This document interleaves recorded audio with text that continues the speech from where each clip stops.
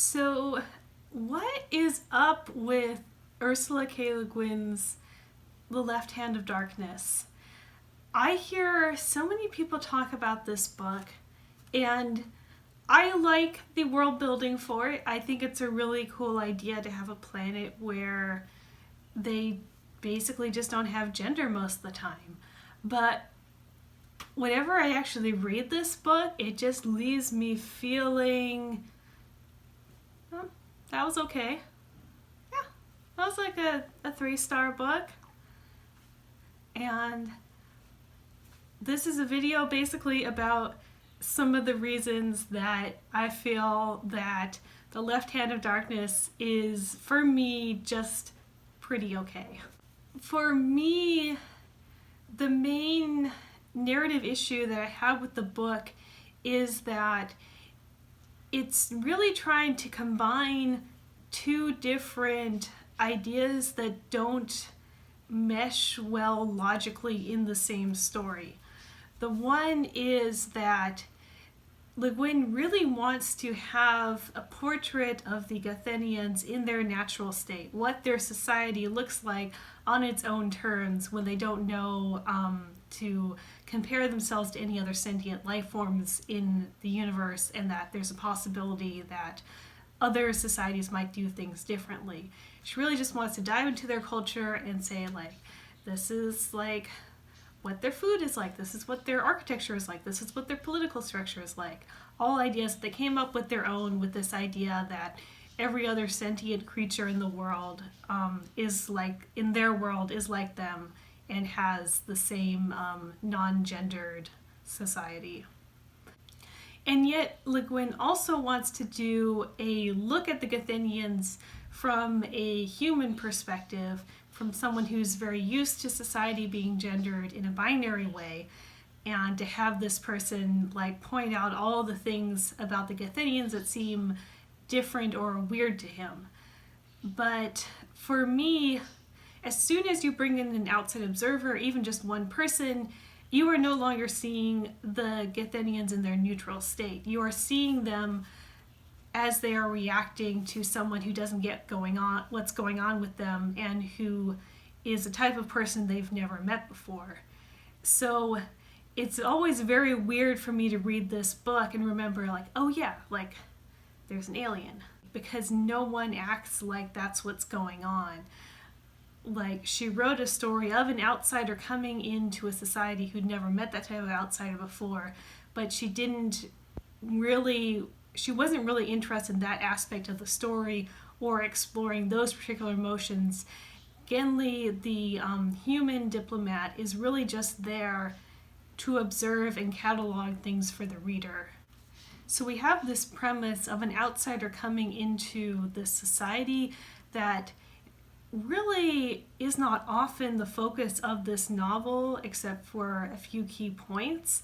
But I feel like if it's there at all, kind of needs to be a big focus. Or it doesn't need to be there. We could just have the story being told from the Gathenians' own records before they ever met outside sentient beings. For me, reading The Left Hand of Darkness is like I'm watching The Day the Earth Stood Still, but everyone just kind of reacts to Klaatu like, what? An alien that looks like us? That's pretty strange, but you know what? We're not big on the xenophobia thing, so as long as you're cool, we're cool. You know what we mean? And I mean, maybe that is the point, but I think Genli himself is not that surprised that they're having this reaction, but I think a society that just is sort of like, their main problem with having an alien is like, where is he gonna stay? And like, they basically just react to him like he's any diplomat. I think that is also kind of fascinating in its own way, but again, it's like, it seems like it's just there for narrative convenience in the book, the same way that there's only one envoy being sent is kind of there for narrative convenience, so we don't have too many human characters to focus on and make the plot too muddled. I feel like it is kind of a lost opportunity where LeGuin is just making things as simple as possible, but she's overlooking narrative elements that kind of need to be there, because if people don't have a certain reaction, they seem kind of stilted and not very relatable.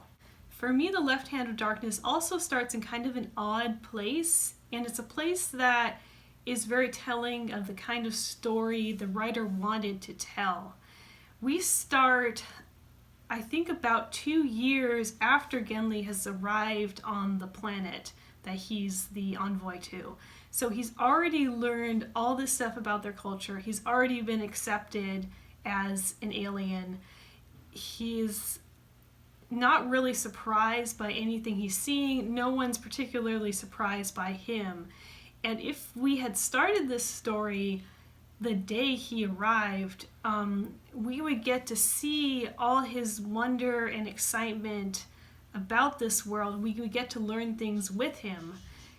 Like, imagine if we saw Winter Doors the first time he did. He was just like, why is there a door on the second floor of your house? And they're like, so when we get like 10 to 20 feet of snow, we can still go out, duh. And he's like, oh, wow. Winter here is no joke. And that kind of story would be much more about someone discovering things rather than someone just chronicling things and relaying them to the reader in a dispassionate way. There would be more going on emotionally for the character of Genli in that case, I think. The world building from the outsider point of view after the outsider has just arrived is the plot of the children's book Dinotopia, and I think that's a really cool book, both because the illustrations are magic and because we get to experience the world as the two main characters are learning about it, so everything's like new and exciting to them. And there's also kind of a B-plot of how they're going to fit into this new society. Even though not a lot really happens narratively in the first book, it's still really fun for me to read, just because there is this sense of excitement and wonder. Other thing that interferes with me as a reader of The Left Hand of Darkness is Genli himself as a character. I know people like him, but for me, he always seemed like kind of a jerk. Like, he has this incredible opportunity to be the first envoy that these aliens ever get to meet in person, the first alien they've ever seen, and I just get the sense from his narration that he looks on these people with this underlying disdain and like in blank in curiosity. It's very strange, and I don't know if that's how he started or if he's just like so homesick after 2 years, but that would be another reason to start the book when he first arrives on the planet so we can see the why. But I don't know. I realized people might be wondering which parts Genli shows something that's like disdain, and I think it pops up once in a while, but you see it most clearly when he's interacting with his friend Estervin, and in the beginning of the book, he really tends to read every interaction as Estervin trying to backstab him or trick him in some way. But for me, as someone reading the book, it seemed very clear that Estervin was very concerned for Genli and also worried about getting in trouble politically himself, and he was not trying to trick Genli at all. And it's strange to me that I, as a random person reading a book, can more accurately read these interactions than the main character, who is supposed to be the expert on this culture. Like, weirdly, his attitude reminds me of a lot of Americans that I met while I was living in Japan, where they just interpret everything as, oh, the Japanese are so mysterious, they're so inscrutable, they're so tied up in all their little honor cultural maneuvering things that we Westerners, we straightforward normal Westerners can never hope to understand, and they're just so different and weird, and like, really, what do you do with that? And I'm just like, they're not, like, maybe they're not wrong, they're just different, and maybe you're just kind of overanalyzing things because, like, you just really prefer how you're used to them. And I could sort of read that attitude in Genli, the main character, and that made me kind of frustrated with him. It also makes me wonder if the Gathenians are Asian coded. I don't know, it's something to think about.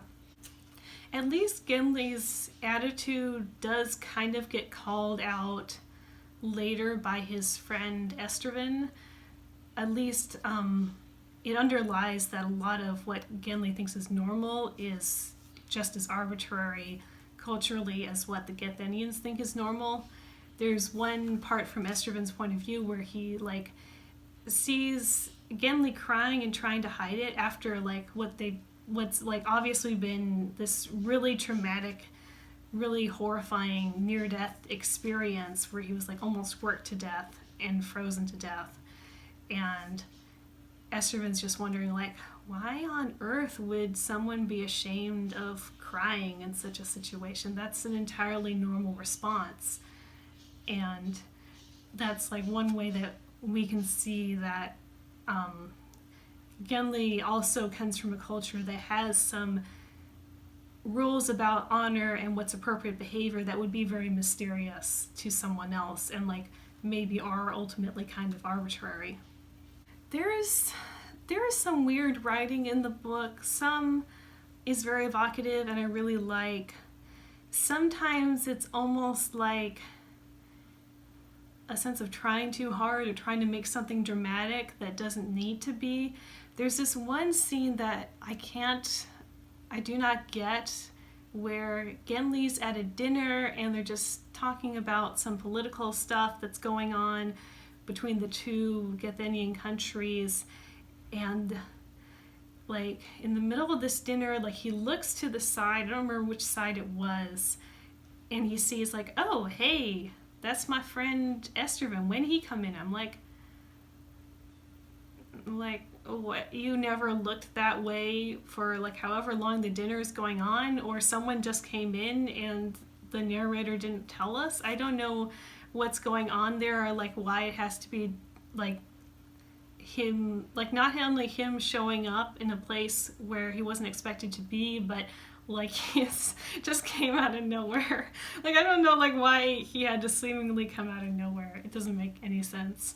The strongest part of The Left Hand of Darkness for me is the escape part when Genli is sent to a like Siberia-inspired work camp, and his buddy Estervin comes and gets him out, but they have to take this super long journey over the icy wastes as winter is closing in, and like this planet has an incredibly harsh winter, and there's tension, there's a clear goal, like they could legit die in a blizzard, and there's also the sense of the characters coming closer together through this trial and bonding with each other, having something they're sharing that's so powerful that it cuts through the differences because of their different cultures.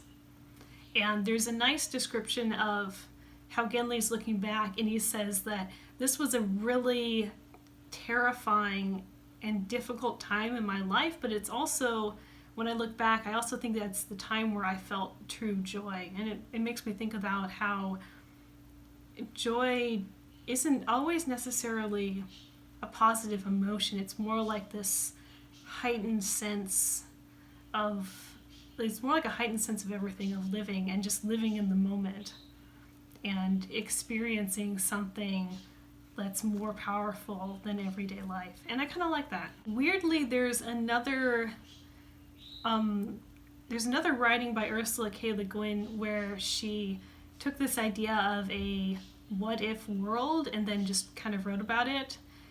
That's on the matter of Segria, where it's a world where there's like 16 women for every man. So like men are like considered a resource, but a valuable resource.